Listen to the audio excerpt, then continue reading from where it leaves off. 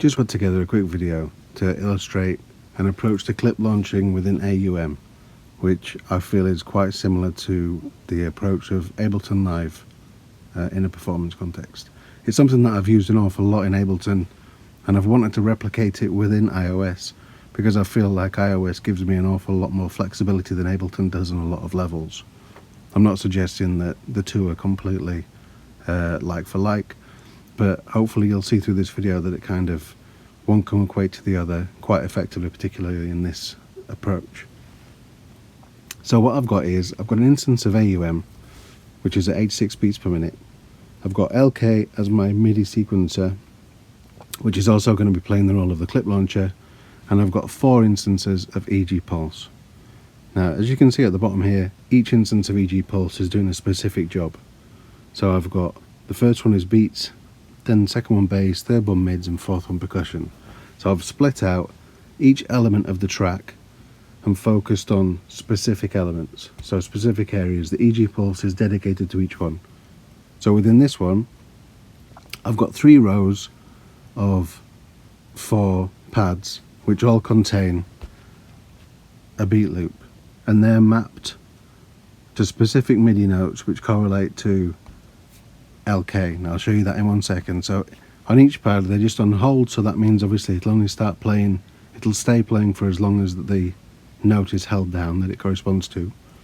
You'll see that the sample length is the same, they're 11.16 seconds, which means that they are 4 bars at 86 beats per minute.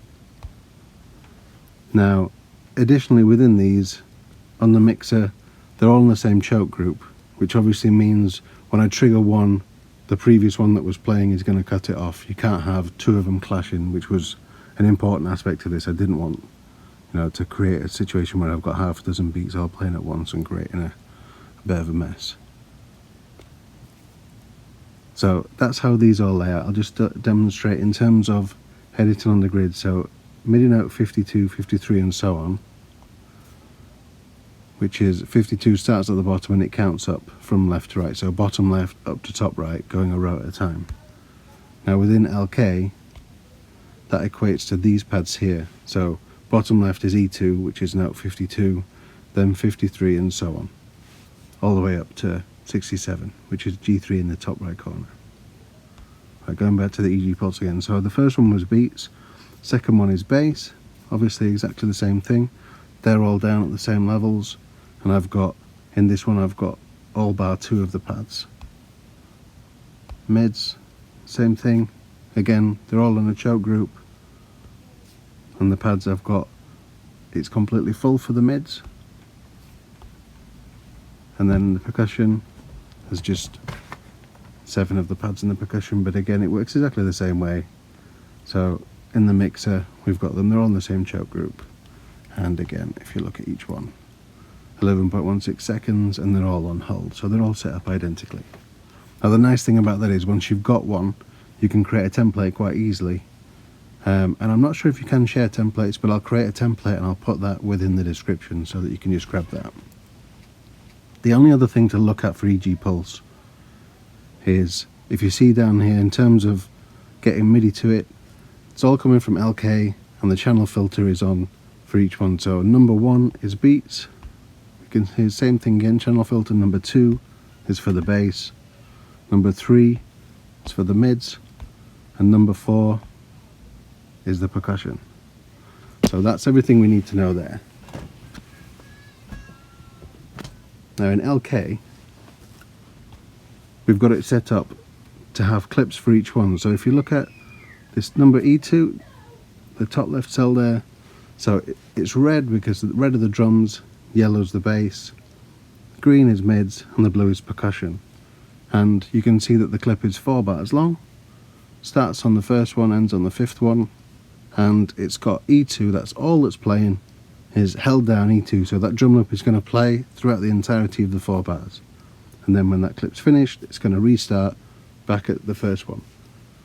Now each one is exactly the same, so on F2, it's just showing me F2, and I called them that because what that means is, if I copy those across to the different channels, then all I'm doing is, if I just press MIDI here and show you, I just have to change the output and change the colour, and then I can have the same thing on all of them.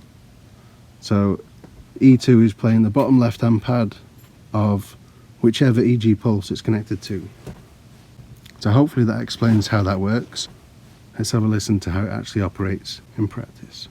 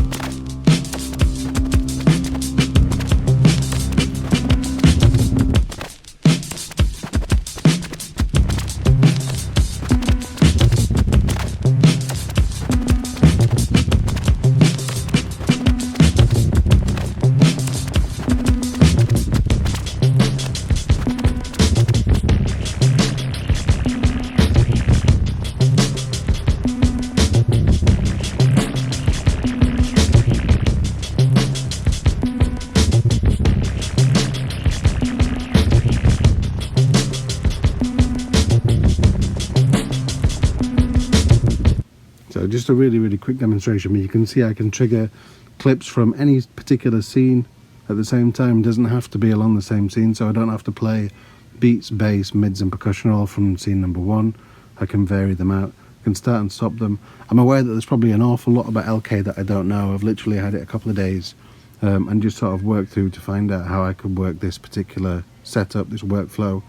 Asked a couple of questions from the guys at Imaginando, who are fantastic, and their channel is brilliant, loads and loads of info. So I watched some tutorials, put this together, and then because it seemed like something that quite a few people might benefit from, I've just thrown this video up. So hopefully it's of benefit. I'm going to refine it, and then I'll put some more, obviously some more clips up as we go along. Just to say, obviously the reason that I've got these mapped out to specific tracks rather than just doing it on the same one, I could do it with one instance with multiple outs, but obviously then I've only got 16 pads for all of them, so I wanted 16 pads for each one. I'm going to map it out to a controller. I'm going to use obviously effects and map those within LK. I can control those kinds of things, which is going to be a really powerful thing once I get that done, and that'll come in future videos. But for now, hopefully this helps somebody, and go and have some fun. Thanks for watching.